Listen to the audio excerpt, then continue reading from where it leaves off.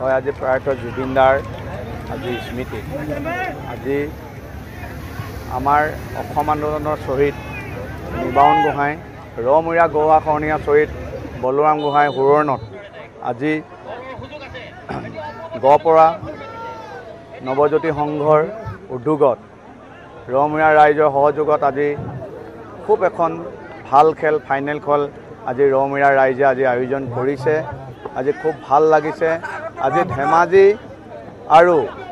ধেমাজি জিলা আৰু মাজুলী জিলাৰ মাজত আজি খেল হাই ভল্টেজ এখন ফাইনেল খেল আমাৰ ৰমূৰীয়া অঞ্চলৰ ৰাইজে উপভোগ কৰিবলৈ পাব আৰু দুইখন জিলাৰ ওচৰে খুব এখন ভাল খেল খেলিব বুলি আমি আশা কৰোঁ। আমাৰ এই অঞ্চলত তেখেতলোকে দুইখন জিলাৰ এখন ভাল খেল খেলি আমাৰ ৰমূৰীয়া অঞ্চলটো যেন এটা গৌৰৱ কঢ়িয়াই আনক মই তেখেতলোকক আহ্বান কৰিছোঁ।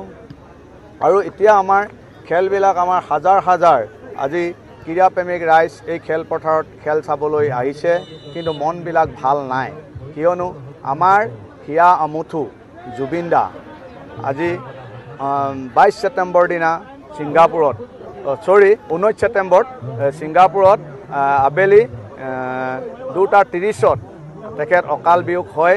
আৰু এই কথা অসমত যেতিয়া আমি গম পালোঁ, সমগ্ৰ অসম স্তব্ধ হৈ যায় আৰু অসমৰ জনসাধাৰণৰ লগতে চৰাই চিৰিকটিও মাত নাইকিয়া হৈ যায়। তথাপিতো আজি আমাৰ মনবিলাক মানে খুব আমি ভাল লগা নাই, খুব দুখ কষ্টৰে আমি আজি জীয়াই আছোঁ।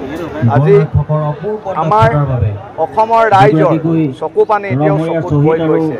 আমি এটাই কথা বিচাৰোঁ, আমি চৰকাৰখনক ক'ব বিচাৰোঁ আমাক ন্যায় লাগে, আমাক উচিত বিচাৰ লাগে, আমাক কিন্তু ন্যায়টো লাগিবই, নহ'লে কিন্তু অসমৰ ৰাইজে যদি ন্যায় নাপায় এই কথা কিন্তু সহ্য কৰিব নোৱাৰে। আৰু মই এই গহপুৰা অঞ্চলৰ ৰমূৰীয়া অঞ্চলৰ গহপুৰা গাঁও আৰু কোঁৱগাঁও ৰাইজক ক'ব বিচাৰোঁ, আপোনালোকে ইমান সুন্দৰকৈ খেলখন আয়োজন কৰিছে। যথেষ্ট আজি উদযাপন সমিতিৰ লগতে গহপুৰা কোঁৱগাঁৱৰ ৰাইজে দিনে নিশাই যথেষ্ট কষ্ট কৰিছে।